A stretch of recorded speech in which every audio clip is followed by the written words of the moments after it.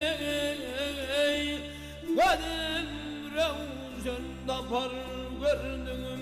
zayi kıyıların soldanı hani oğul ben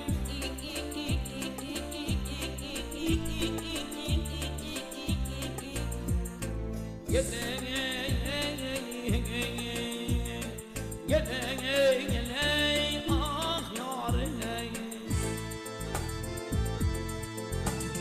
kara kara hay hay gönlür bilen hay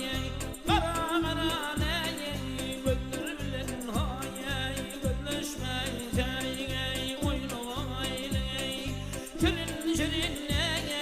gönlür bilen hay gönlüşmeyeceği oynamayı yani hay hay bilir bilen hay yani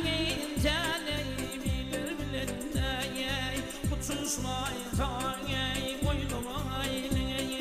balım senin hayal evler bilen hayal öpüşmeyeceğim oynamayı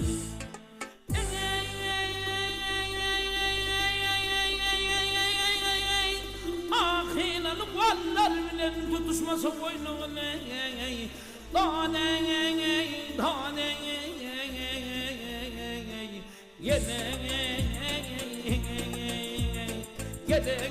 geley ah yarım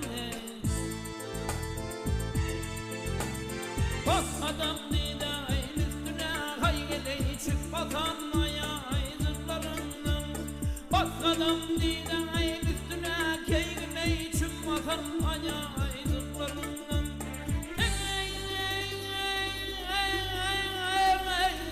yağlaylar koyun takmağa çıkan dey ummadan ayaydırlarından